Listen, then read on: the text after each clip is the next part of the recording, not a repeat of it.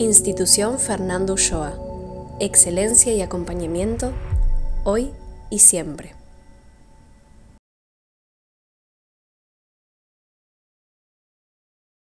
Yo soy el licenciado Alejandro Bufadosi y hoy estoy representando a lo que es el área académica de la institución Fernando Ulloa en el taller del día de hoy. Antes de avanzar con la presentación, como el público siempre se va renovando y nos van escuchando de distintas partes del mundo y de Argentina, vamos a hacer una pequeña introducción a qué es lo que hacemos en la institución Fernando Ulloa. Como institución, nosotros tenemos dos vertientes que son las que orientan nuestro campo de acción. La primera es la clínica, donde brindamos tratamiento psicológico abierto a la comunidad. Y esto es así porque nosotros sostenemos que la salud mental es un derecho humano y como tal tiene que estar al alcance de todos. Esta atención clínica lo hacemos a través de un bono institucional comunitario y en este momento en la institución se atienden semanalmente más de 3.500 pacientes. Estos pacientes que se atienden en la institución tienen un rango etario que es muy amplio, desde niños, pubres, adolescentes, adultos, parejas y familias, y cada uno de estos pacientes son atendidos por profesionales que se capacitan a diario en nuestros dispositivos de posgrado. En esos dispositivos, además de adquirir herramientas para la atención de pacientes y atender pacientes, supervisan cada caso. Y en específico, la docente de hoy, que ya la vamos a presentar, que es la doctora Miriam Berkovich, ella es hace muchos años docente y supervisora de la institución, específicamente en la comisión de variantes de la neurosis. Ahora ya la vamos a presentar y la van a conocer con más detalle. Entonces, esto da pie para nuestra segunda vertiente, la de recién era la clínica. La segunda que tenemos es la académica o de capacitación. Como institución tenemos múltiples actividades académicas, pero todas estas actividades tienen una coordenada, una lógica que las aúna, que tienen en común, que es brindar herramientas desde el psicoanálisis para la práctica clínica, para la atención de pacientes. Y después de cada una de las actividades que tenemos, que puede ser conferencias, talleres, que es lo que tenemos hoy, cursos, intercambios universitarios, prácticas profesionales supervisadas, o el posgrado que recién les comentaba, cada una de estas actividades lo hacen de distintas maneras, brindar herramientas. En específico, en el taller clínico, que es lo que estamos en el día de hoy, se trabaja una problemática en específico, hoy vinculado a lo que es la agresividad, una temática que la doctora Miriam Berkovich tiene muchísima trayectoria clínica, tanto teorizándola como atendiendo, mucha experiencia hospitalaria en el querido Hospital Ameguino, que le tenemos mucho cariño, es un hospital muy importante acá de la ciudad de Buenos Aires. Bueno, ya la vamos a presentar y ahí les voy a contar con un poco más de detalle. Y entonces vamos a trabajar la problemática de la agresividad a nivel clínico y además de trabajar esta problemática y ver herramientas para su abordaje, vamos a estar conociendo clínica real de la docente que tan generosamente nos va a estar compartiendo el día de hoy. Y ahora sí, entonces, conociendo qué es lo que hacemos en la institución, qué es lo que vamos a estar viendo hoy en el taller, vamos a presentar a la docente el día de hoy, que es la doctora Miriam Berkovich. Van a ver que leo para el costado porque tengo la computadora al costado. Vamos a leer un pequeño resumen de una trayectoria muy, muy extensa. Entonces, doctora Miriam Berkovich, psicoanalista, tiene más de 30 años de trayectoria clínica y académica. Ella es docente y supervisora en la institución Fernando Ulloa. Como antes les contaba, de la especificidad de variantes de la neurosis, que va a arrancar ahora en abril y ya tiene unos cuantos inscriptos, así que ojo que las vacantes son limitadas y es un espacio privilegiado para poder cursar con ella. Ella es también docente del curso del posgrado del Hospital Ameguino, que como antes les contaba, es un hospital destacado, muy importante de acá, de la ciudad de Buenos Aires y muy querido por la institución. Ella es miembro de la Escuela Freudiana de Buenos Aires, que también es una institución que tiene mucho renombre, es muy importante de aquí, como dice el nombre, de la ciudad de Buenos Aires. Y ella también es ex integrante del equipo de adultos del Hospital Ameguino. Entonces, como les decía, un muy pequeño resumen de una trayectoria de más de 30 años. Antes de darte la palabra a Miriam y ya iniciar con el taller, les recuerdo que, como siempre, en los últimos 15 minutos del taller, vamos a estar trabajando con sus preguntas, con sus intervenciones, así que no solamente les recomendamos que tomen apuntes, que tengan una escucha muy activa, sino que también vayan pensando preguntas para poder responderles en la parte final del espacio. Las preguntas las pueden hacer tanto en los comentarios que los vamos a habilitar de vuelta en los últimos 15 minutos, o si no, en todo momento van a ver que abajo a la derecha hay como un signito de pregunta por ahí. Pueden escribir ahí en cualquier momento y también desde ese lugar les vamos a estar leyendo. Ahora sí, con todo gusto, te damos la palabra a Miriam. Bueno, muchas gracias, Ale, por la presentación. Buenos días a todos y buenas tardes a los que, bueno, ya pasó el mediodía. Es un gusto siempre estar aquí en este espacio, en la transmisión, sosteniendo el discurso psicoanalítico, un discurso que creo que le da una dignidad al sujeto y a la palabra que a veces pensamos que corre peligro de extinción. Por eso sostener el discurso psicoanalítico no es solo ámbito de la salud pública, es más extenso, es más amplio, es proteger cierta libertad del sujeto, es defender la palabra, básicamente. Bueno, ¿de qué vamos a hablar hoy? Vamos a hablar de la violencia y de la agresividad. Vamos a hablar de esto en la clínica, pero también en la estructura, porque vamos a ver que la violencia y la agresividad nos constituye y que en cierta medida es fundamental para la existencia del sujeto. Vamos a interrogar, vamos a suspender el juicio, ¿no? En el sentido de condenar, ¿no? Lo vamos a tomar desde el aspecto clínico, ¿no? Freud proponía la abstinencia, ¿no? Y la abstinencia tiene que ver con eso, suspender la ideología, suspender la escala de valores para poder escuchar el sujeto y la verdad del sujeto que se juega allí. Vamos a ver algunos casos de la clínica. Los casos son siempre, creo, además de la práctica real, también son dispositivos de transmisión, ¿no? Los 5 casos de Freud, que no paramos de estudiar, de interrogar, de subrayar, son, por un lado, su clínica maravillosa, y también es un dispositivo de transmisión. Por eso es una fuente inagotable, ¿no? Si no, ¿por qué uno seguiría leyendo los 5 casos tantas veces, ¿no? Y siempre es renovado el encuentro con Freud allí. Bueno, finalmente, ¿qué podemos hacer los analistas, ¿no? Tratar de ubicar cuál es nuestro lugar, en qué punto podemos contribuir a que ese circuito demoníaco de la agresividad y la violencia, que por supuesto la primera víctima es el propio sujeto, ¿no? Porque acá el tema de la agresividad y la violencia tiene 2 caras, ¿no? El sujeto es víctima de su violencia y también el sujeto puede ofrecerse como víctima de la violencia del otro. Pero me parece interesante no perder de vista que el sujeto es también quien padece, ¿no? Y nuestras intervenciones, bueno, son la palabra, que aparentemente uno dice, ¿la palabra contra semejante cosa? Sí, la palabra, ¿no? El análisis es un espacio que propone pienso y no soy, ¿no? Es un espacio para pensar, es un intervalo entre la enfermedad y la realidad que le provee al sujeto esa cita única, donde va a poder decir eso que no puede decir en ningún otro lado. Así que bueno, un poco ese es el plan. Voy a arrancar con un par de citas, ¿no? En general las citas son un poco aburridas, pero acá hay un par de citas que me parece que es escuchar a Freud y escuchar a Lacan un minuto con su sabiduría y con su experiencia, ¿no?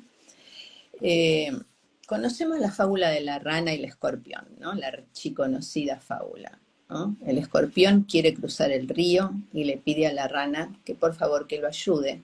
Y la rana le dice, de ninguna manera me vas a clavar el aguijón y voy a morir. No, ¿cómo se te ocurre? Quiero cruzar el río. Bueno, la convence la rana, ingenua, optimista tal vez, efectivamente acepta. En medio del río el escorpión le clava el aguijón. ¿Pero cómo?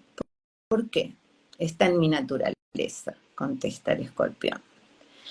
Y podemos pensar que hay algo que no es la naturaleza, porque la tenemos perdida en tanto que somos sujetos de la palabra, pero sí está en la estructura de la pulsión, algo de esto, algo de no quiero ir por ahí y voy por ahí. Muchas veces, ¿no? La consulta de un paciente es ¿por qué si quiero esto voy para allá? ¿No? Esa especie de dificultad para sostener un deseo que por supuesto implica una renuncia pulsional. La civilización se logra gracias a la renuncia pulsional. Freud dice, el primer sujeto que insultó a otro en vez de tirarle una piedra, ese hizo el gran avance en la civilización. Bueno, les voy a leer dos citas que quiero mucho. Pensemos que esta es una clínica del acting y del pasaje al acto. No siempre, ¿no? Pero estamos en una clínica que un poco se sostiene en ese terreno y eso tiene su dificultad para nosotros como analistas. Hay un texto clínico hermoso, fundamental, recuerdo, repetición y elaboración, lo trabajamos siempre en los espacios que coordino porque creo que es un texto ultra clínico y al mismo tiempo articula la estructura del sujeto y permite ubicar la cuestión de la repetición, ¿no? El drama de la repetición en el sujeto, cuando no puede elaborar eso que lo afecta. Bueno, la cita de Freud. No se depriman porque la cita es fuerte, ¿eh?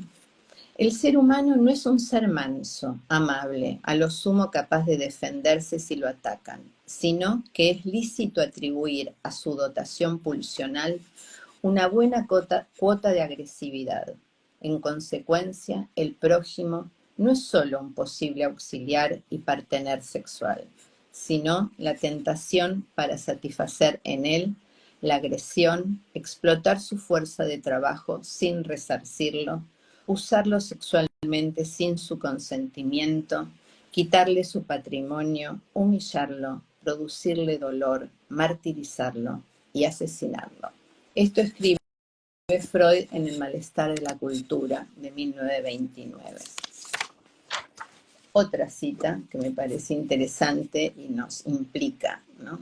Freud dice, la civilización se logró por la renuncia a la satisfacción pulsional, a ese anhelo de satisfacción sin resto. Y esta experiencia es exigida a cada individuo. O sea, cada sujeto tiene que pasar por esa experiencia de esa renuncia pulsional que anhela un goce absoluto. Bueno, hasta acá las citas. Voy a hacer un pequeño recorrido por algunos conceptos semiteóricos, digamos, para ubicar por qué la agresividad nos pertenece visceralmente, ¿no? Nos constituye. Siempre fue una preocupación para Freud entender por qué la agresividad, ¿no? Por qué la violencia, tanto en el lazo como en la dramática vuelta contra sí mismo. Y la agresividad está en la estructura del sujeto. El otro es amenazador.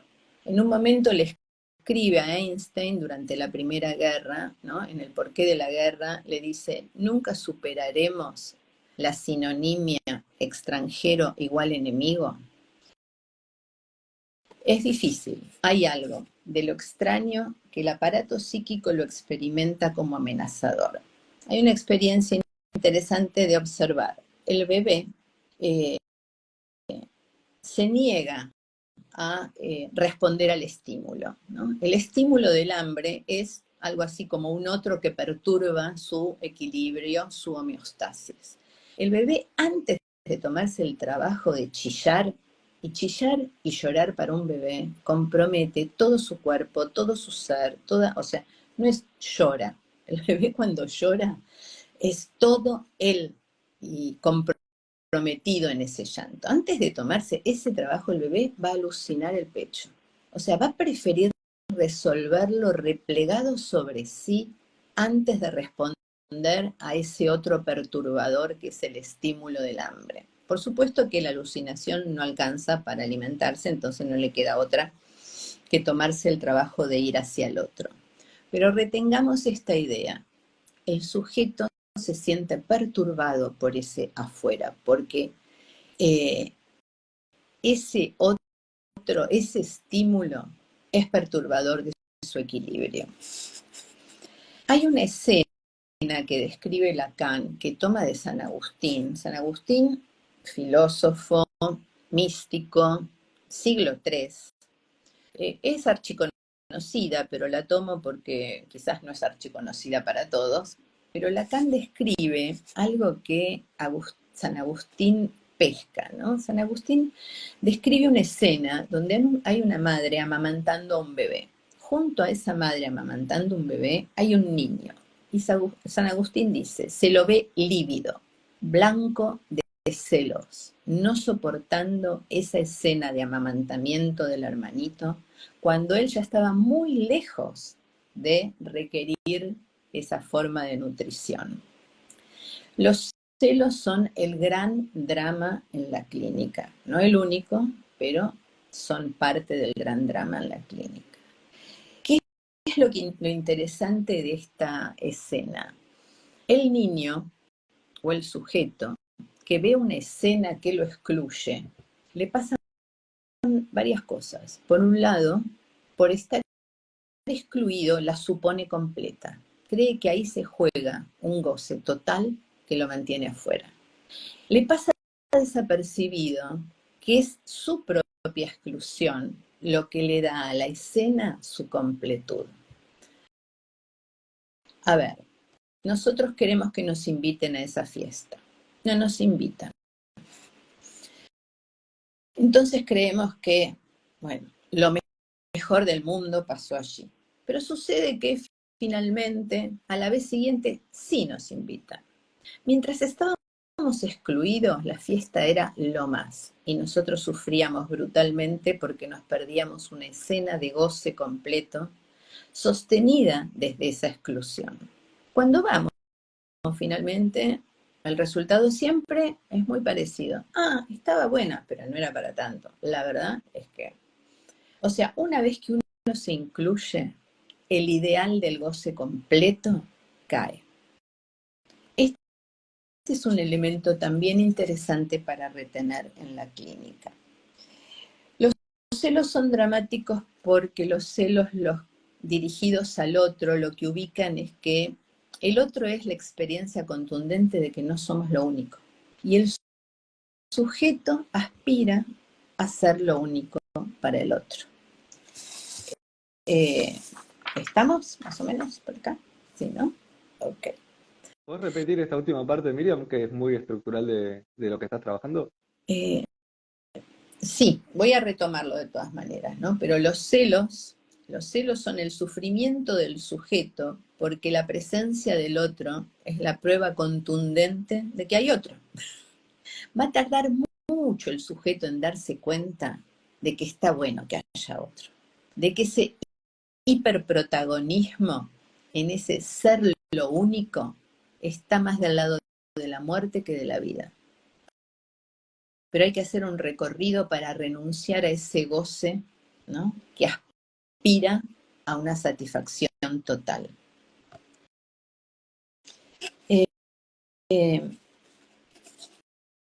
En la clínica tenemos dos cuestiones en relación a, después lo voy a desplegar un poquito más, ¿no? Pero la aspiración a la totalidad. En la clínica de la agresividad hay un extremo que es el de la cólera.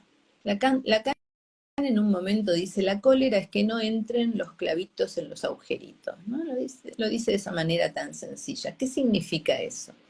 O sea, todo está bien, todo está perfecto, estamos como, bueno, tranquilos, tenemos todo lo que queremos, lo que esperábamos, y de repente irrumpe algo que nos cierra. Y ahí el sujeto estalla, ¿no? Yo tengo un paciente que decía, con mi papá nunca se sabía, estaba todo bien y de repente todo podía estallar en 1000 pedazos y convertirse en una pesadilla. Cualquier cosa lo podía sacar y era impredecible. Este trasfondo en la crianza genera un nivel de zozobra, un nivel de angustia, que bueno, que por supuesto el sujeto, este paciente viene tramitando también en su propia vida. Pero la cólera tiene que ver con esto. De repente todo está bien y algo que no encajó, el sujeto no tiene resto para incorporarlo. Le falta esa plasticidad, ¿no? Le falta ubicar que, les diría, le falta disponer de la falta, ¿no? O sea, nosotros soportamos, ¿no? Bueno, ok, no hay pollo, comemos ravioles, ¿no?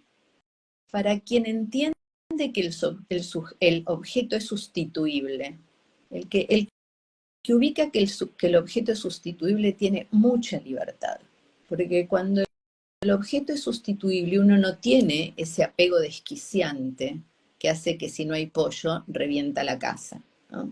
Entonces, bueno, pedimos una pizza, hacemos unos fideos. Y este punto de la sustitución del objeto es clave. El objeto se sustituye justamente porque no hay objeto de satisfacción para el sujeto humano, ¿no? Nosotros tenemos que, el león no se pregunta cómo se percibe, ¿no? Encuentra a la leona, se aparea, la embaraza, ¿no? Tampoco se pregunta si quiere sushi o si quiere pastas, ¿no? Caza la gacela, punto.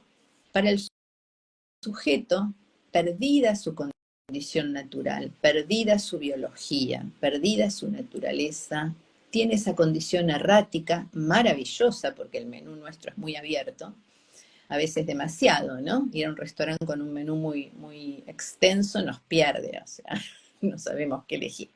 Pero bueno, porque el objeto de satisfacción está perdido para el sujeto de la palabra, es que ningún objeto satisface, y la sustituibilidad es una herramienta, ¿no? Con lo cual, yo siempre doy el ejemplo, ¿no?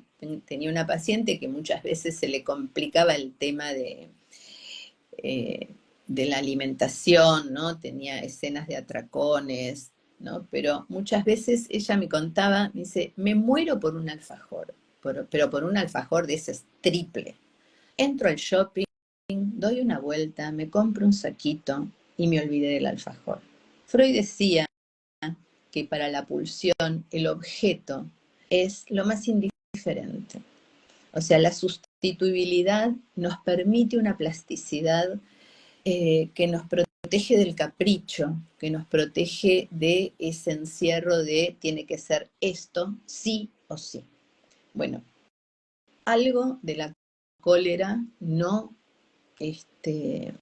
tiene, ¿no? No tiene no porta esta herramienta, no puede contar con ella.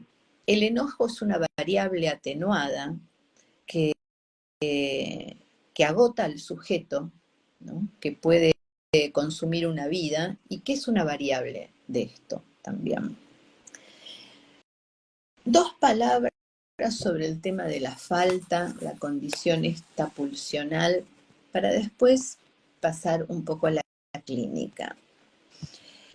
Les decía que el sujeto de la palabra, justamente por estar ligado a los significados del discurso, pierde su relación con la naturaleza.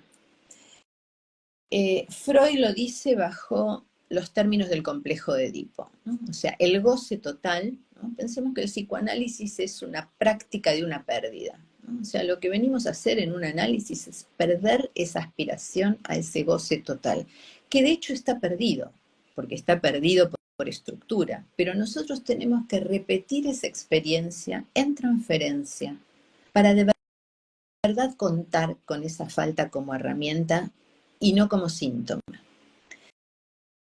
Freud lo dice como con el complejo de Edipo, ¿no? Habría una aspiración incestuosa que no es solo que la mamá se acueste con el hijo, ¿no? Sino que es la aspiración a un goce sin resto.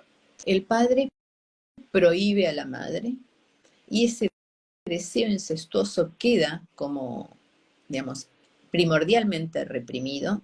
La madre no podrá tomar al niño y el niño deberá renunciar a la madre. Renunciar al niño le permite a la madre, bueno, su lugar como mujer, no solo como madre, y al niño renunciar de ser el falo para la madre le permitirá gozar de tener él sus propios objetos, ¿no? Dejar de ser el objeto para el otro, justamente perder ser, es lo que le permite acceder al tener. Esto lo plantea Freud en términos del Edipo, Lacan en términos de la metáfora paterna, y Lacan tiene otro dispositivo, otro modo de transmitir que a mí me parece muy clínico, que es el tema del estadio del espejo. No lo voy a dibujar ni se los voy a mostrar, les voy a contar una parte nomás.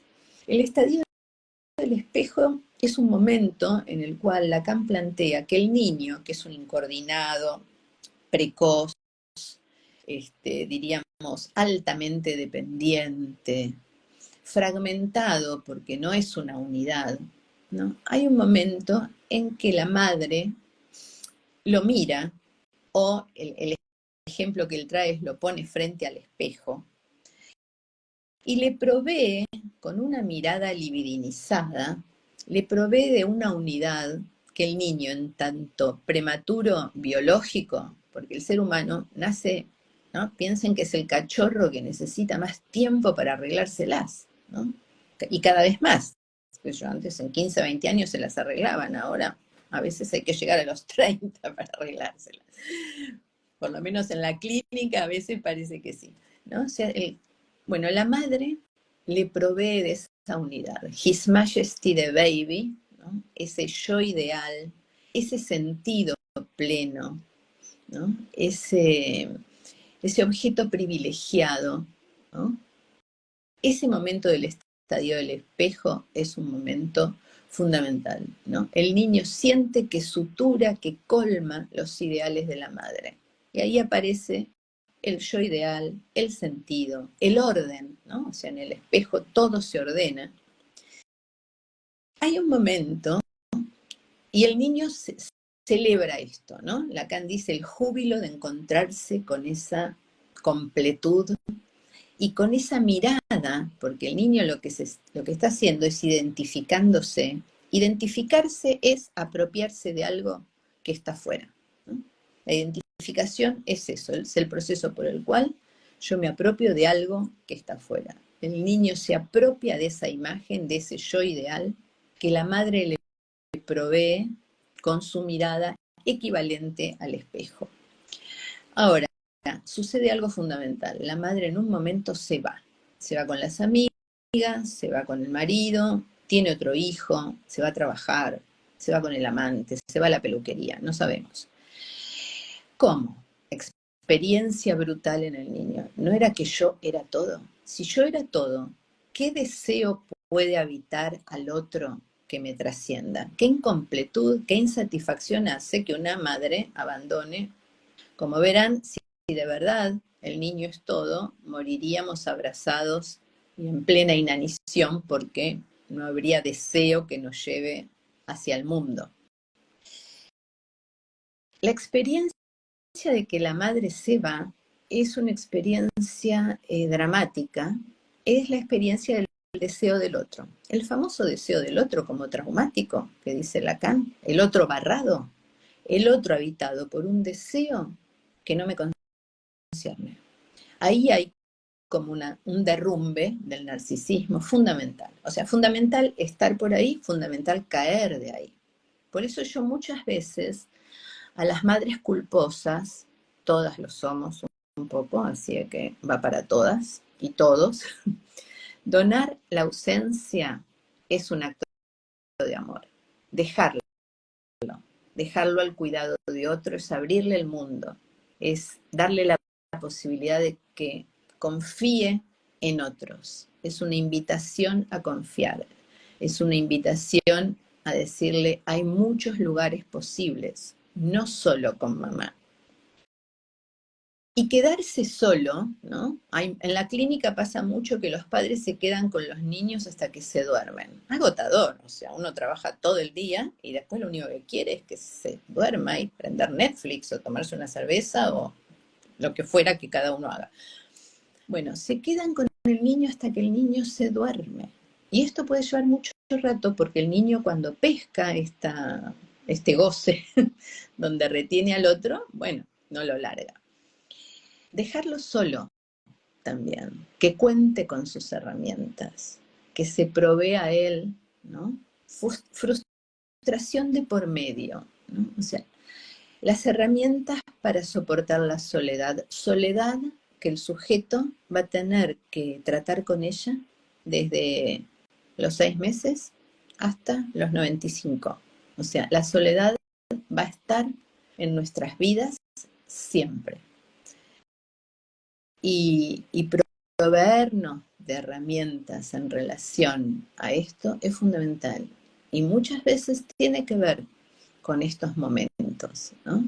De soportar que el niño se aburra. El aburrimiento es la antesala de la angustia, pero también es la fuente de toda creatividad, ¿no? Un chico se aburre e inventa un juego, se pone a pintar. Un grande se aburre y también inventa un juego. Ahora agarra el celu, pero bueno, también hace otras cosas. Lo cierto es que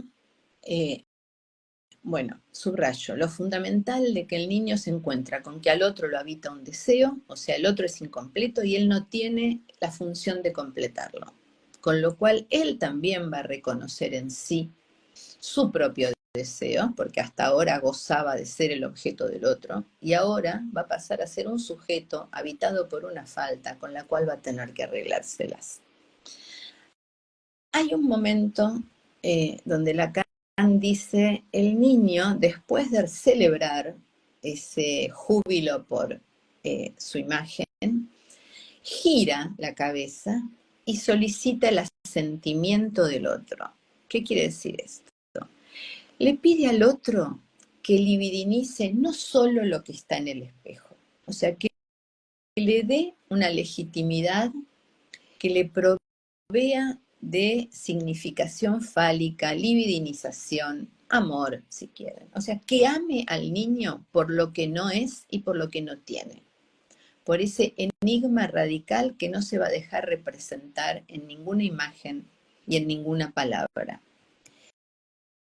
Quereme por lo que no soy, quereme por lo que no tengo, ¿no? Esa búsqueda del asentimiento es pedirle al otro que legitime esa existencia, aunque el sujeto no cumpla con los ideales. Esta X libidinizada, legitimada por el otro, o sea, que el otro soporte que está con un niño que es un enigma, ¿no? Y que por más que uno quiera que haga esto, que haga aquello, yo siempre cuento un ejemplo un poquitín autobiográfico, pero ¿no? Yo llevaba a mi hijo a fútbol, no le gustaba. Ok, pero tenía que hacer deporte porque era chiquito, porque la socialización, porque es un varón, ¿no? Todo el esquema de los prejuicios y de las concepciones y valores. Pero al pibe no le gustaba. Bueno, ok, básquet, porque fútbol es muy... ¿no? Básquet, no, tampoco. O sea, daba vueltas por la cancha. Bueno, tenis, probemos con tenis, más caro, más complicado, probemos. Y un día lo voy a buscar, después de la plata que uno invierte, los recorridos para llevar y traer, lo voy a buscar y me dice, mamá, yo no soy el nene que vos crees que soy. Es como si se hubiera leído todo Lacan. Bueno, ese es el punto, ¿no? Nuestros hijos no son lo que queremos que son. Con lo cual, proveer de esa X le da al sujeto la posibilidad de una existencia por fuera de la aprobación. O sea, es un sujeto que no va a tener la servidumbre imaginaria, no va a sentir que solo amado por el otro en tanto que ideal va a estar tranquilo, va a liberarse aunque no le pongan muchos likes en Facebook, ¿no? O sea, es ese narcisismo que da una libertad porque no está sujeto a ser para el otro, a ese goce completo que supongo cuando completo al otro. Bueno, hasta aquí un poco el marco teórico. Quizás Dos palabras sobre la pulsión para pasar directamente a lo clínico. No sé si hay alguna cuestión que quieras decirme, Ale. ¿Vamos bien? ¿Todo bien? Sí, muy claro, Miriam, cómo fuiste primero haciendo un recorrido, primero arrancando de la agresividad, después los celos como una manifestación y después cómo la constitución subjetiva se puede como ir viendo la importancia de esto que decías de donar la falta o de donar la ausencia como acto de amor. Súper interesante, así que sí, viene muy sólido, muy sólido. Bueno, ok. Dos palabras sobre la pulsión. O sea, decíamos que no habitamos la naturaleza, estamos exiliados de la naturaleza, con lo cual son los significados, son las palabras las que de alguna manera van a configurar nuestro deseo, ¿no? Entonces, de repente, un niño chilla. Para una madre preocupada por la alimentación va a decir hambre, para una madre que la alimentación no le interesa va a decir es frío. Entonces, una le va a dar la teta, el otro la va a abrigar, y ese chillido va a ir tomando los significados del otro, y el niño se va a apropiar de esos significados. Perdido el objeto de satisfacción, o sea, perdido el instinto, ¿no? Vamos a hacer un paralelo. Tener instinto es tener objeto de satisfacción, es un saber inmediato sobre el objeto, ¿no? En la naturaleza nadie vacila respecto ni de lo que quiere comer ni de cómo se percibe. Se satisface plenamente en el objeto. En cambio, la pulsión es diferente. La pulsión no se satisface en el objeto, por eso es sustituible. Por eso un alfajor puede convertirse en un saquito. Por eso puede pasar que quiero matar a alguien, pero después de hablar un rato con una amiga digo, más sí, no vale la pena, no lo mato. El objeto siempre es parcial, con lo cual se renueva esa parcialidad para seguir deseando. Si nosotros nos quedamos pegados a un objeto, no podemos seguir deseando. Los objetos están buenísimos para que caigan. Está bueno querer recibirse para después querer el doctorado, para ir a trabajar, para después querer viajar, para después querer dejar ese trabajo y agarrar otro. O sea, los objetos son metonímicos y son estaciones que van armando una vida, pero son sustituibles. Con lo cual, también es interesante el tema de la ética. O sea, en la naturaleza no hace falta una ética, ¿no? Porque el objeto de satisfacción ordena la conducta. No tenemos objeto de satisfacción, estamos perdidos y por eso el sujeto necesita de una ética que lo oriente, justamente por estar exiliado de la naturaleza.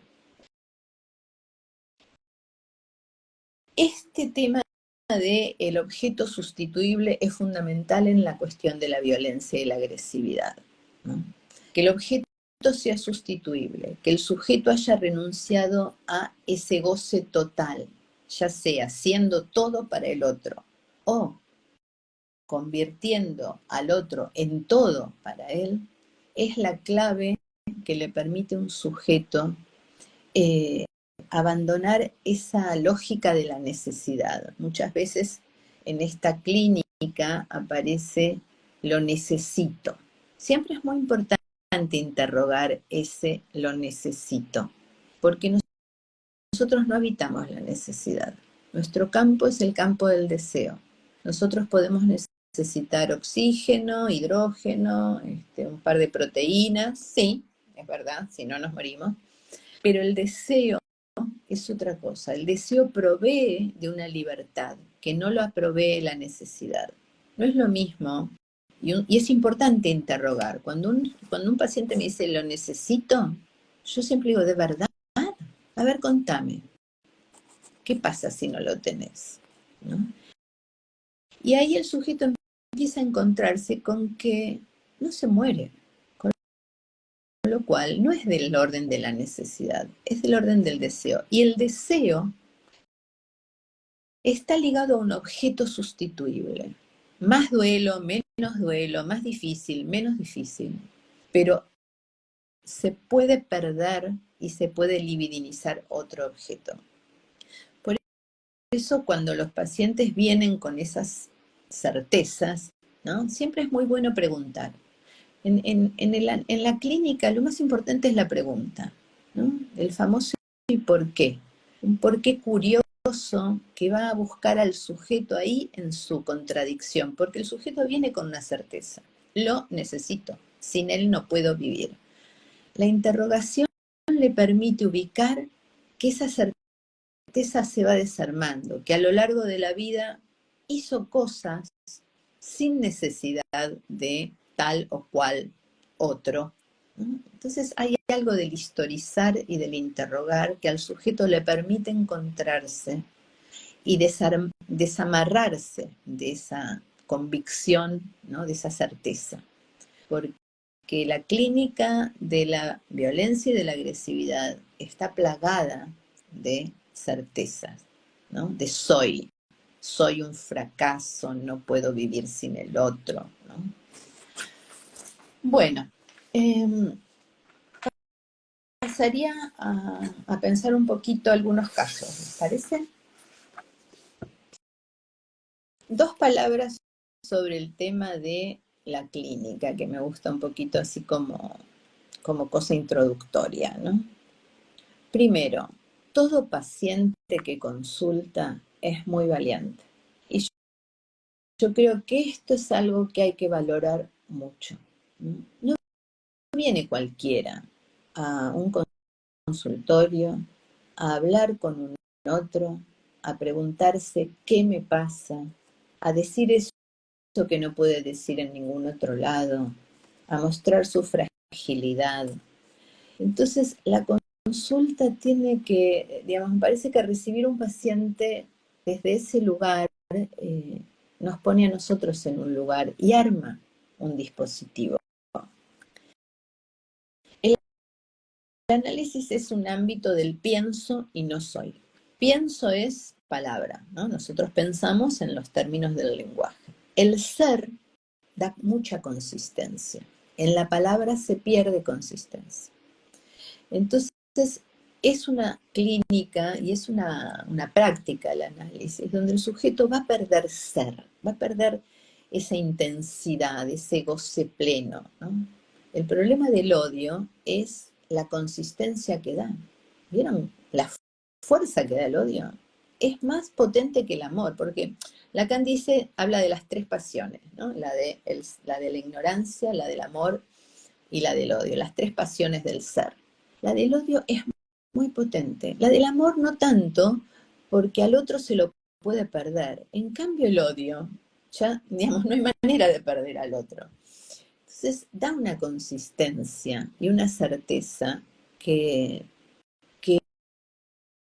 hay que renunciar, ¿no? A ese goce, porque el otro tema con lo que nos encontramos es que algo que Freud escribe en 1920, más allá del principio del placer. Freud se encuentra que no buscamos solo el placer, que hay un más allá del principio del placer que tiene que ver con ese anhelo de goce completo, sin resto, mortífero, que el sujeto ignora cuán mortífero es y que un análisis le va a permitir ubicar que la renuncia a ese goce es lo único que le va a permitir una vida. Entonces estamos en el campo del pienso y no del soy. Y el pienso tiene que ver con hable, las preguntas, por qué lo necesita, qué le pasó, en qué momento, cuántas, ¿no? Esta pregunta que hace que el sujeto despliegue.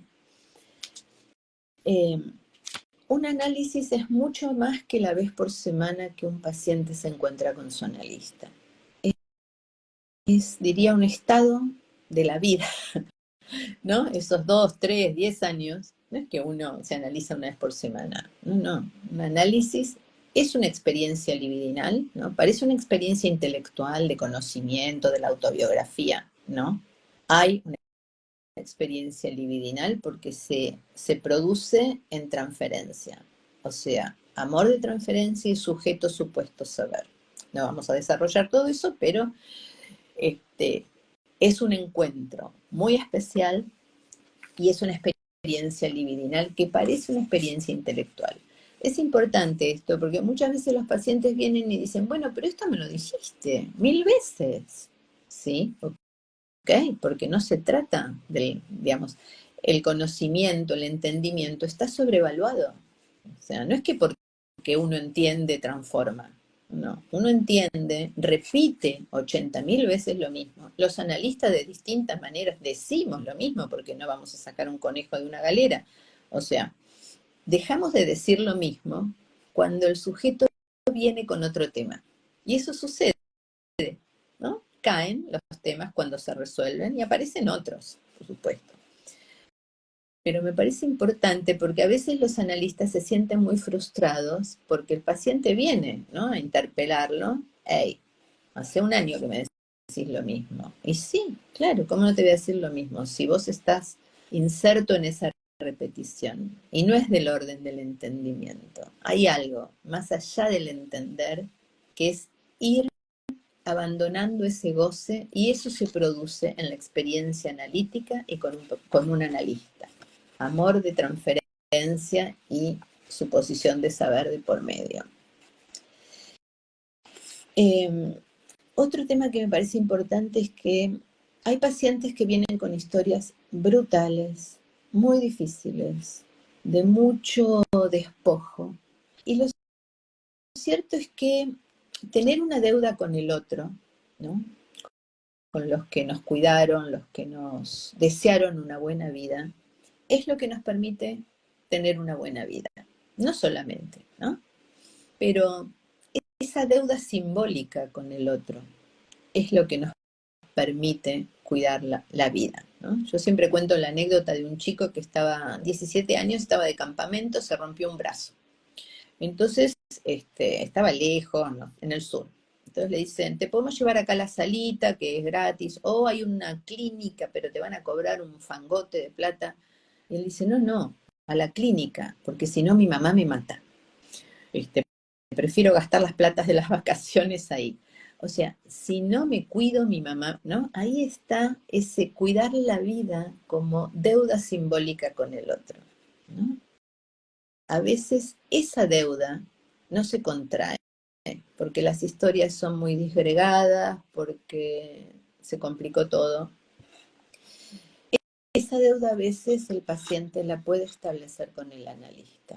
Y yo creo que también ahí, en la clínica más complicada, con los casos a veces más difíciles, hay algo de este orden donde el analista también ocupa ese lugar de posibilitarle, ¿no?, que el sujeto ubique ahí, porque terminamos deseándole una buena vida, y hay algo de esa deuda simbólica que no es lo mismo, pero que de alguna manera tiene su eficacia, ¿no? O sea, fui a dar el final porque yo sabía que si venía acá y no lo había dado y venía a la sesión, vos me ibas a matar. Yo no lo iba a matar, obviamente.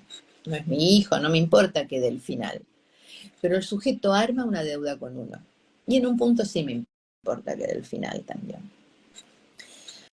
Bueno, la medicación, la internación también son elementos importantes en una clínica cuando el acting y el pasaje al acto son muy inminentes. Por su eficacia en sí mismo, pero también porque multiplica las transferencias, ¿no? No solamente por la medicación a veces sirve, a veces no sirve, la medicación psiquiátrica, como ustedes habrán visto, siempre se cambia mucho, no tiene que ver con que los psiquiatras no sepan, sino que es muy, ¿no? No es como, qué sé yo, tener un bichito, ¿no?, y uno le da el antibiótico y ya está, ¿no? El campo de la psiquiatría es más errático en ese sentido, pero la intervención y la intervención de un psiquiatra es una decisión del analista, también me parece importante, extiende las transferencias. Bueno, pasar a la palabra es historizar, ¿no? Nosotros invitamos a un sujeto a historizar. Historizar, Freud decía, un sujeto es al menos 3 generaciones. O sea que las marcas de nuestros padres nos alcanzan. Por eso él decía, un sujeto es al menos 3 generaciones. Bueno, voy a contarles tomemos un par de casos para pensar estas cosas que venimos viendo.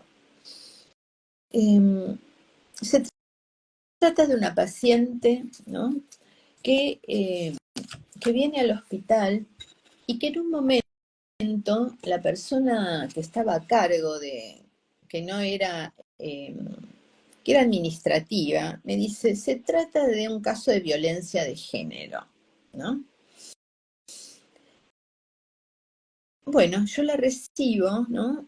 Y es una paciente que dice, yo no puedo vivir sin él, lo necesito.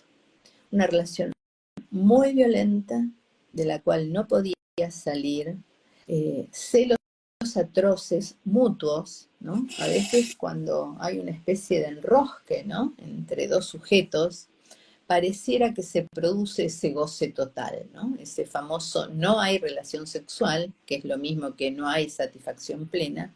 Hay algunas relaciones que amenazan con dar esa, generar esa ilusión, ¿no?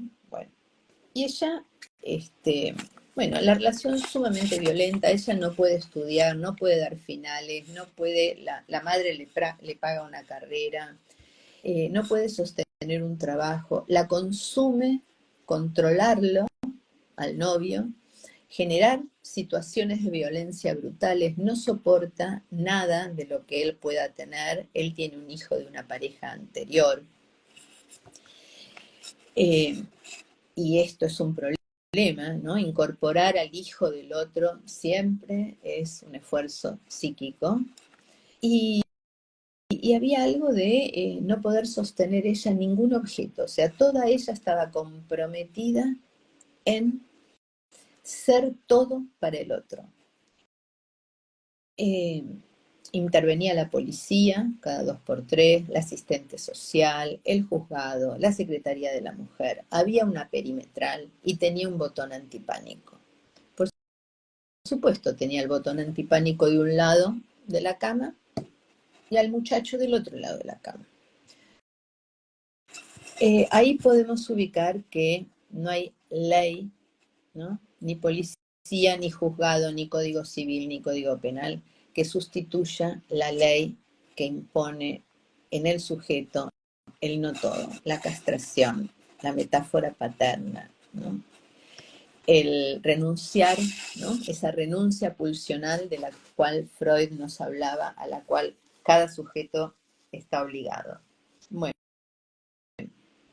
me parece también interesante, nosotros no pensamos en términos de violencia de género, ¿no?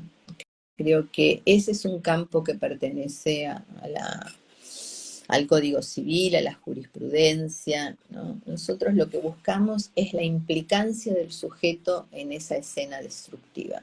¿Por qué esta chica no puede salir de ahí? ¿Por qué cree que es ahí y en ningún otro lado? En la historización aparece una madre que no se puede hacer cargo de ella, que la deja al cuidado de una abuela que estaba muy anciana, porque la madre se va atrás de un hombre del cual estaba enamorada. Y ahí ella puede ubicar ese lugar de resto para el otro, ese lugar que no pudo tener para esa madre. Y aquí también haría como una especie de paréntesis. Ojo con demonizar a la madre, ¿no? Digo, no es que la madre era mala. Digo esto porque si le damos mucha sustancia al otro, terminamos victimizando al sujeto. O sea, esta madre no pudo, historizándola, ella va a ubicar por qué no pudo, con lo cual deja de ser una madre horrible y desamorada y pasa a ser un sujeto complicado también en su vida, que pensó que hacía lo mejor dejando a esta nena al cuidado de la abuela. Porque si le damos mucha consistencia al otro, lo dejamos fijado. Y la idea es que el sujeto pueda separarse, ¿no? El psicoanálisis es también una práctica de la separación. Siempre estamos separando a la gente de objetos, de otros, de goces, ¿no? Entonces me parece que también es muy importante, ¿no? Porque hay una vez le escuché decir a Isidoro Beck, ¿no? Con esa simpleza que a veces uno accede después de mucha práctica. Él decía, de un lado está la psicoterapia, que es cómo me las arreglo con el otro. Del otro lado está el psicoanálisis, cómo me las arreglo con la inexistencia del otro.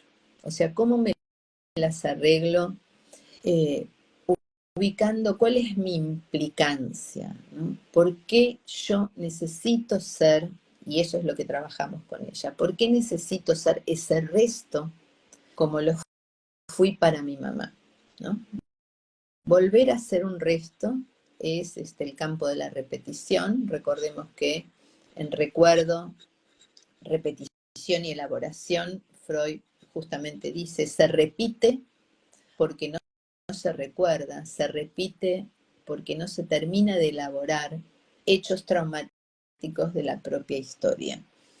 Y el trabajo con esta paciente, por un lado fue un poco armar esa deuda simbólica que ella no tenía con el otro, con lo cual trabajar, recibirse, o sea, a nadie le importaba mucho, o sea, que ella lo hiciera, eso ella no lo podía sostener, solo quería completar al otro. Hubo medicación en un momento, porque había niveles de ansiedad muy altos, sin fetichizar la medicación, la ayudó. A veces es interesante la intervención de nos vemos mañana. Por supuesto que hay que tener un poco de libertad en el consultorio, en la agenda y en los horarios, pero la intervención no de hagamos 2 veces por semana porque es grave, que eso es una posibilidad, sino más bien quiero verte mañana. Ese quiero verte mañana esporádico, también son lugares donde se afianza esa escena intermedia entre la enfermedad y la vida, que le permite al sujeto frenar la impulsividad. Hay algo de ese goce y de esa angustia que la manda a la acción que en transferencia, ¿no? Ella puede suspender renuncia pulsional, puede pensar y no ser, ¿no? Pasionalmente ese objeto para el otro. Y con muchísimo trabajo empieza a tener objetos y dejar de ser objetos, ¿no?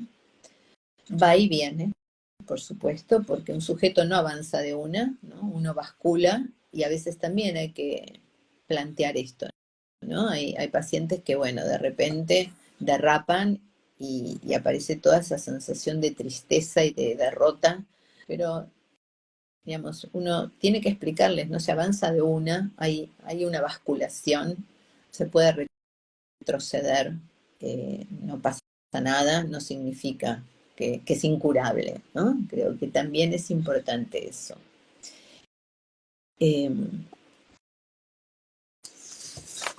Bueno,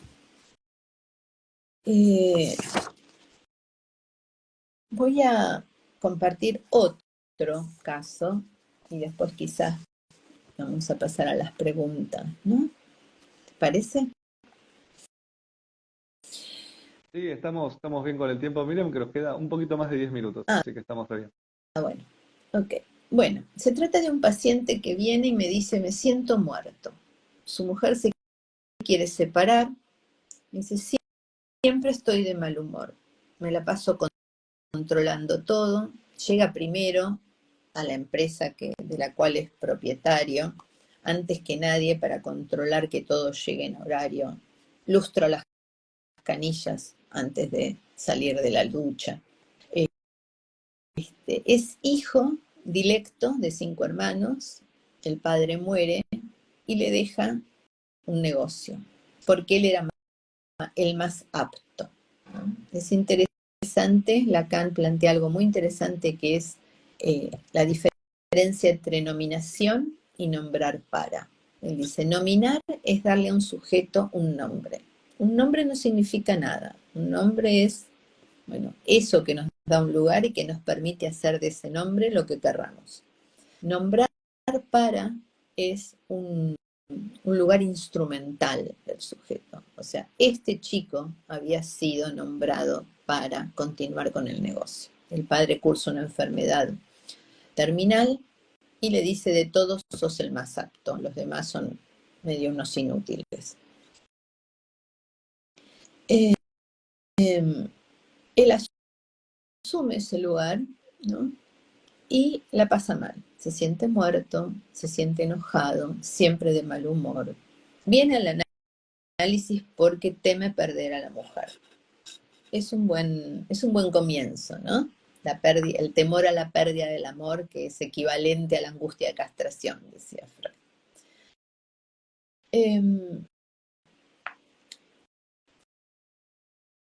En un momento tiene un recuerdo infantil. Eso es interesante porque eso se produce en el diván. Él venía en un frente a frente. Yo soy gran defensora del diván. Creo que es un dispositivo que no es solamente escenográfico. Hay algo en el sujeto donde se arma otra cosa, donde se abandona un poco el control de la mirada, el frente a frente, ¿no?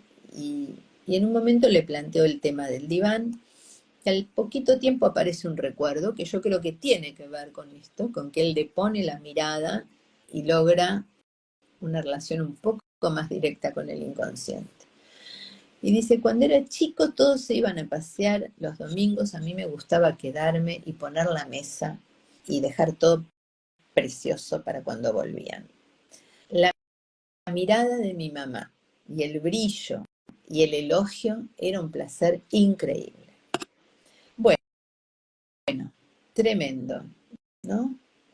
Lacan tiene una frase muy difícil que me parece que se puede abordar de muchos lados, y esta es una. Un significante representa un sujeto para otro significante. Podríamos decir que la escena actual es un significante. No sabemos a qué sujeto representa, pero cuando aparece ese otro significante, que es el recuerdo infantil, esa otra escena, ahora sí, sabemos, entendemos de qué se trata el sujeto. Es un sujeto que está todo él comprometido en ser ese hijo ideal para el otro. Por supuesto, ser el yo ideal es estar un poco muerto, porque el ideal es una imagen, y la imagen tiene algo de muerta, ¿no? O sea, es esos sujetos que permanentemente impecable, por supuesto, sujeto permanentemente al orden extremo, enojado, todo el tiempo enojado, y una vez viene muy angustiado, me dice que vio la angustia y el miedo en el hijo. El hijo abrió un alfajor de maicena, ¿vieron el peligro que es abrir un alfajor de maicena, y más para un nene de 4 años? Y se le cayeron, ¿no? Reventaron todas las miguitas sobre el piso.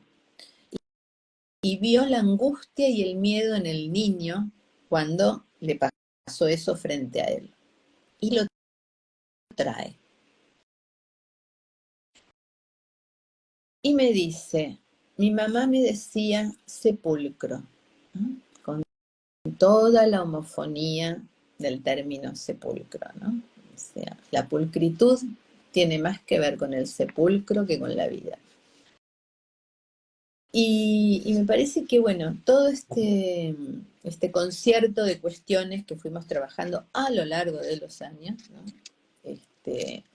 Porque él no se imaginaba, o sea, no se imaginaba poder vivir de otra cosa, con lo cual no se imaginaba fuera de ese nombrado para, o sea, era insustituible, ¿no? Algo de su lugar estaba adherido a lo que el otro le demandaba, ¿no? No pudiendo, bueno, no ser eso que el otro espera, completando ese anhelo, ¿no? De goce absoluto, completando al otro y soportando frustrar al otro, ¿no? Creo que cuando un hijo frustra a los padres y abre su camino, también es un acto de valentía, ¿no? O sea, ese lugar de libertad ¿no? Que le permite desmarcarse de la propuesta del padre.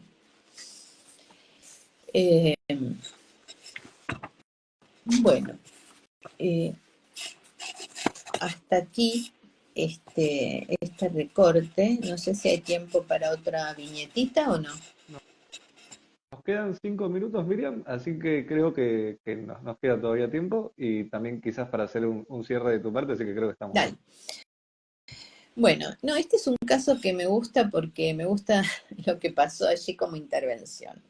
Es una paciente que odia a la hermana, celos brutales, o sea, único tema, largas sesiones donde aparece la hermana que estafó a la familia, se quedó con una propiedad, el egoísmo extremo de la hermana que se fue a vivir al exterior 5 años y que no le importa nada, ¿no? De una manera que es el monotema de la sesión, o sea, un extremo odio brutal, el sujeto totalmente comprometido en ese odio, ¿no? Que la lleva a contracturas, dolores, consultas médicas, amenaza de úlcera. O sea, hay algo de el odio-pasión que le da una consistencia brutal y que es inhoradable, ¿no? O sea, lo que me parece interesante es que en una sesión yo le digo, Marcela, dejamos acá. Y Marcela era el nombre de la hermana. Y uno podría decir, bueno, es un fallido del analista, el Marcela dejamos acá, cuando Marcela era el nombre de la hermana. O es una intervención que un poco alude a esto de hay lugar solo para una, ¿no? Y con su odio ella quedaba consagrada a la existencia de la hermana. Lo traigo porque me parece interesante, porque a veces los fallidos de los analistas, Lacan dice, lo que hay en un análisis es un inconsciente y un sujeto, ¿no? Entonces uno podría pensar que sería un fallido del analista si perteneciera a mi historia, decirle eso, pero se trata más bien de el inconsciente del analista tomado en esa transferencia, que aparece esa intervención, ¿no? Nombrándola con el nombre de la hermana. A mí también me sorprende cuando tenemos fallidos en el consultorio, siempre, ¿no? Quedamos un poco. Pero fue claro, ¿no? Porque ella también se sorprendió, un poco se sintió como rara y le digo, lo que pasa es que hay lugar solo para una, ¿no? Como si no pudiéramos hacerte un lugar a vos. Bueno, quería traer eso porque me parece importante el tema del fallido del analista a veces. Bueno, no sé si te parece, podemos pasar a las preguntas. Lo que quería un poco plantear era esto, es una clínica que muchas veces se juega ahí, del lado del acting y del pasaje al acto, porque el sujeto se la pasa lidiando con esa impulsividad, ¿no? Que a veces es violencia sobre el otro, o sobre sí mismo, por supuesto. Y por otro lado, es la palabra, es la presencia, ¿no? Cuando yo les decía ese citar una vez más, hay algo que sucede en ese alojar, ¿no? Por supuesto que también puede ser la internación, y a veces sucede en pacientes que sienten que no pueden seguir así. Nunca es me quiero morir, siempre es no quiero seguir viviendo así. La internación tiene un valor psiquiátrico y tiene un valor de, yo diría, el sujeto tiene permiso para ser objeto, ¿no? Es como un rato donde no se siente exigido por la vida, ¿no? Hay algo de, bueno, ok, lo vamos a cuidar, ¿no? Hay permiso para no asumir ninguna tarea, ninguna responsabilidad, ¿no? Esto de ofrecer, es como una especie de impas, ¿no? Como un reposo psíquico. ¿no? Me parece que... Pero creo que básicamente es esa presencia, ese confiar en la palabra. Yo tenía una paciente que estaba mal, muy mal, y con muchas fantasías de suicidio, y yo la atendía en el hospital y yo abría la puerta y decía, Adriana, pase, y ella me decía, usted dice Adriana y a mí se me ordena el cosmos, ¿no? Ese darle la mano, ese, ¿no? Hay algo que tiene que ver con esa otra escena que le permite al sujeto tramitar eso que de alguna manera lo somete. Bueno.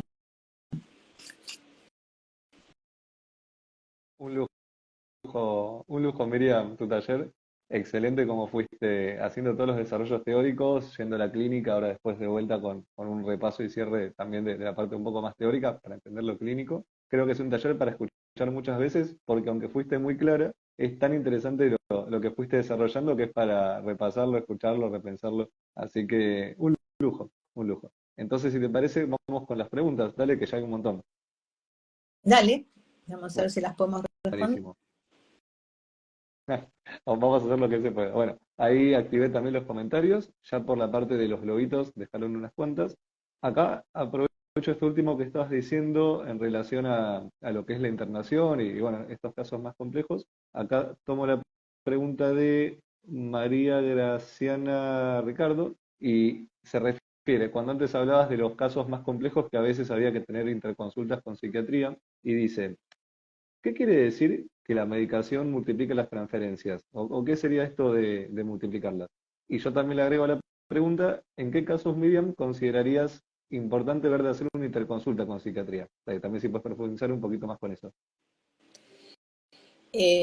Sí, a ver, yo no pienso que se trata de interconsulta. Creo que es, aunque no sea médico el analista, creo que un analista puede decidir que un paciente vea a un psiquiatra, lo cual no quiere decir que vea a un psiquiatra ya es un acto, ¿no? O sea, después el psiquiatra puede decidir no medicarlo. Hay muchos psiquiatras que no necesariamente medican, ¿no? Y reciben al paciente, lo escuchan, lo mandan a hacer un par de análisis, lo vuelven a citar. Digo, no siempre se resuelve la consulta psiquiátrica con medicación.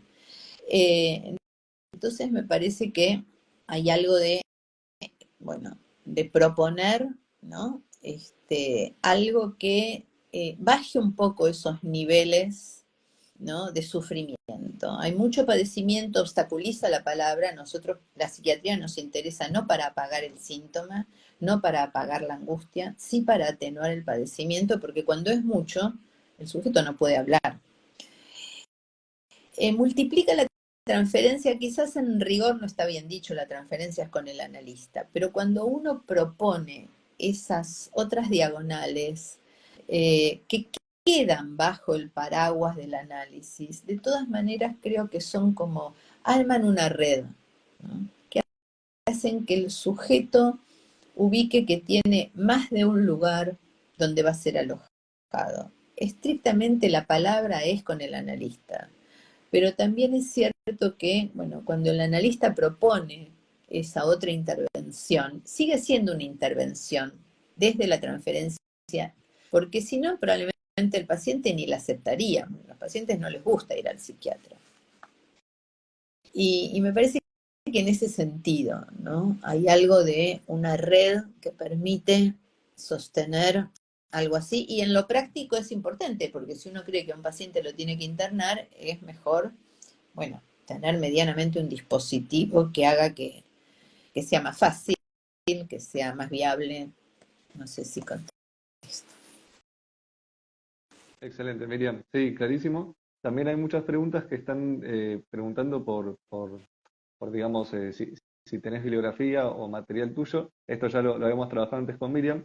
Ahora, cuando terminemos el espacio de hoy y publiquemos lo que es el video del taller, o cuando publiquemos la imagen con la mini reseña, vamos a, quienes deseen, tenemos una actividad que fue el año pasado, un taller que fue sobre la agresividad, trabajados de otra manera, que dictó Miriam Berkovich y que generosamente lo comparte, así que quienes deseen profundizar más con propio material de Miriam, que ya hoy la conocieron y que es un lujo, bueno, nos lo pueden pedir, nos pueden dejar por escrito Ahora cuando lo publiquemos nos pueden pedir ahí y se lo hacemos llegar como institución para que lo puedan tener. Vamos entonces con otra pregunta.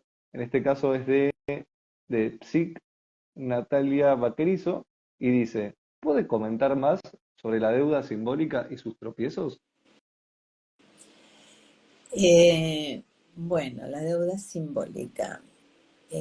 Creo que un sujeto contrae una deuda. Esto tiene que ver con la sucesión de las generaciones, si se quiere. Freud decía, somos el soporte mortal de una sustancia inmortal, ¿no? O sea, hay una deuda con el otro. Y Lacan dice, se paga en los hijos. ¿Qué quiere decir que se paga en los hijos? No es que uno le devuelve cash a los padres todo lo que invirtieron en uno, sino que renueva esa asimetría, ¿no? Y renueva esa apuesta en la propia vida, ¿no? Que puede ser tener hijos, plantar un árbol, escribir un libro, digo, no todo se resuelve en el tema del hijo, por supuesto, pero el haber recibido alojamiento, amor, legitimidad, el haber sido deseado en el sentido de que se nos deseó una vida, una buena vida, ¿no? No estoy hablando del hijo deseado y no deseado, que me parece que eso es una ridiculez. La mayoría de los hijos aparecen porque sí, y uno después, obviamente, si los cuida, los desea, ¿no? Pero la mayoría de los embarazos, o buena parte, no es el embarazo deseado, ¿no? Porque siempre está ese ítem, embarazo deseado o no deseado. Al bebé que se lo cuidó y se lo quiso, se lo deseó. Toda esa apuesta del otro produce una deuda.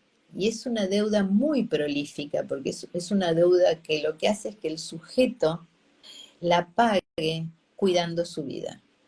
O sea, un sujeto que hace de su vida una ruina, algo le pasó con el otro. Ese ejemplo que yo les daba del chico. No, llévame a la clínica cara porque mi mamá me mata. Me tengo que cuidar. Ese niño que cruza la calle sin mirar, de espaldas al tránsito, que uno dice, ¿pero qué le pasa a este pibe? ¿Por qué? ¿No? O sea, hay algo que tiene que ver con esta deuda simbólica y que tiene que ver con ese producir una buena vida, que no es para el otro, ¿eh? Una buena vida en los términos en que el propio deseo lo plantea. Hay vidas que son una ruina porque hay una deuda que no se contrajo. Y en ese sentido, el análisis puede proveer de esa función, más o menos. ¿Está? Clarísimo, clarísimo, Miriam. Vamos ahora con la pregunta de Lorena Pozo, y ella dice, ¿cómo te posicionas como analista, imagino, cuando la agresión aparece constantemente en las sesiones? Ah, sí, es difícil. Sí, creo que es difícil, creo que es muy importante. A ver, es muy importante no sentirse blanco de la agresión. Si uno se siente blanco de la agresión, si se siente gozado por el paciente, no puede intervenir desde ahí, porque ahí se corrió del lugar del analista. Entonces, ahí hay que percibir eso. Y si uno no puede, tiene que supervisar para que alguien nos ayude a rescatarnos de sentirnos gozados por el analista. Por el analista no, por el paciente. Voy a dar un ejemplo que es un poquitín, no es exacto, pero yo tenía un paciente que venía al consultorio, yo tenía una especie de colcha divina de terciopelo, parecida a la que tiene Freud en Londres, la del museo de, bueno, así, ¿no? Igual, porque era de la misma época, la había traído mi abuela de Europa. Era un paciente que calzaba 44, que llegaba y recogía su pierna y apoyaba sus zapatillas sobre esa cosa tan preciosa. Con barro, sin barro, o sea, tenía una cosita en el fondo, pero él recogía su zapatilla y ahí. Y yo decía, ay, ¿por qué? y se me complicaba, o sea, no le podía decir, saca el pie de ahí. Y me acuerdo que, bueno, entre otras cosas, superviso el paciente y le cuento al analista con la que superviso esto. Me dice, mira, alguien que apoya un pie sobre algo tan delicado, algo le debe haber pasado. Hasta que no puedas incorporar esto, es muy difícil que lo oigas, porque es difícil escuchar cuando uno siente casi como una agresión en eso. A lo que voy es, si uno se siente gozado o agredido, no se puede intervenir. Hay que ubicar algún elemento que le permita leer al sujeto que eso que está actuando en la transferencia, tal como Freud lo dice, la transferencia es ámbito de la repetición y del acting, ¿no? Dice, acting y transferencia se anudan, con lo cual se despliega en acto algo que corresponde a otra escena. Efectivamente, este chico había sido muy pisoteado a lo largo de su vida, haciéndose cargo de una hermanita con parálisis cerebral, y él era como quien llevaba, traía, ponía, sacaba, era una especie bueno, totalmente aplastado desde muy chiquito, ¿no? Por esta situación. Pero me parece que tiene que ver con eso, cuando uno logra ubicar en eso que se está jugando con el analista algo que pertenece al sujeto. Y ahí, ¿no? Creo que, pero si uno se siente gozado, si uno se siente agredido en su ser, es que hay algo que no está escuchando bien, hay algo de su posición, ¿no? En cambio, cuando no es conmigo, yo tenía una paciente que no me quería pagar, no me pagaba, no me pagaba, o sea, pasaban, me debía, nunca sabía la cuenta, era un caos, o sea, y esto complicaba, esto también es un grado de agresión, ¿no? Cuando un sujeto, ¿no? En las coordenadas mínimas del pacto, eh, y en un momento le pregunto, pero decime una cosa, ¿vos por qué crees que no me querés pagar? Y eso también es importante, porque no es que no me quería pagar y de alguna manera, bueno, estaba permanentemente, sino la pregunta, ¿qué te pasa con esto? ¿Qué crees que te pasa con este no querer pagar? Y ahí uno logra, ¿no? Correrse de ser el blanco, pero es importante esa terceridad que tiene que ver con historizar y con ubicar qué es lo que está repitiendo en transferencia. Nunca es con el analista. Ubicarlo descompleta. Siempre ubicar descompleta el sentido pleno de la escena. Un lujo, Miriam. Bueno, como antes decía, el taller un lujo y ahora esta parte de respuestas a las distintas preguntas tan interesantes que fueron llegando, también de primer nivel. Y lamento decirles que ya estamos más o menos sobre la hora, pero no se preocupen, que aunque estemos por terminar el taller, no es que las puertas quedan cerradas, ¿sí? Entonces vamos a ordenar un poco, quedaron muchísimas preguntas que no llegamos a responder, decenas y decenas, entonces bueno, les cuento. Primero, todo lo que sean preguntas de que hicieron muchas preguntas para cursar con vos en el posgrado, esas preguntas por favor mándenlas a la institución, nosotros les orientamos cómo es todo el funcionamiento del posgrado que dicta la doctora Miriam Berkovich. Después también, todo lo que son los pedidos para escuchar el material extra que antes decíamos, de un taller que ya ha dado Miriam sobre la temática de agresividad desde otra perspectiva, muy interesante para complementar lo escuchado hoy. Para pedir ese material, ahora cuando publiquemos la reseña del taller o cuando quede el video por las 24 horas, nos lo van dejando ahí el pedido y se los hacemos llegar. No lo manden acá en los comentarios que justo acá después no los podemos seguir. Así que cuando lo publiquemos, ahí nos lo hacen llegar o nos mandan un mensaje y se lo mandamos sin problema. Y después, todo lo que son las preguntas de corte más clínico o teórico, que por cuestiones lógicas de tiempo no hemos podido responder. Tengo una pregunta, Miriam, ¿vos usás el Instagram para que quizás te lo manden a vos directamente o preferís que lo envíen a la institución? ¿Qué te queda más cómodo? No, me pueden mandar al Instagram, a la institución, como quieran. Buenísimo. Nosotros solemos recomendar Con la cual va a tener. contacto directo porque así ya tiene una interlocución directa con vos. El de Instagram es muy sencillo, está acá arriba. Es Miriam-Berkovich. No hay mucho misterio ahí, así que le pueden escribir a Miriam. Obviamente ella con sus tiempos y como puede irá respondiendo, pero ya tienen para contactar directamente con ella.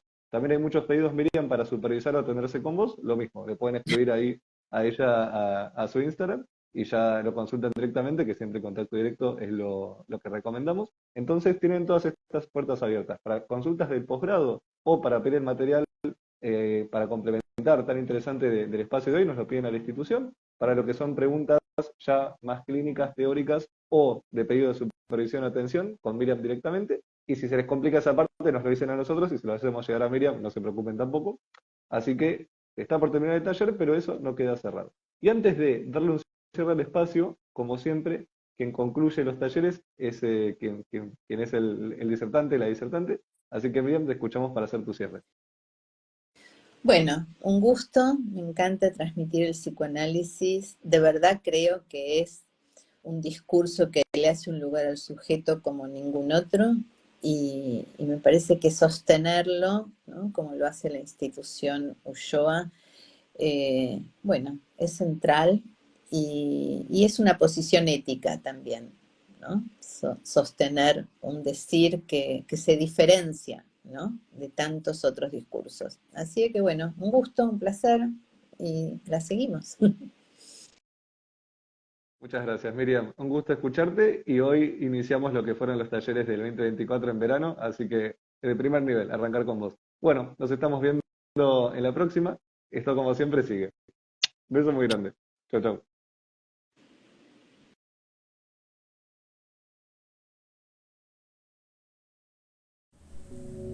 Institución Fernando Ulloa. Excelencia y acompañamiento, hoy y siempre.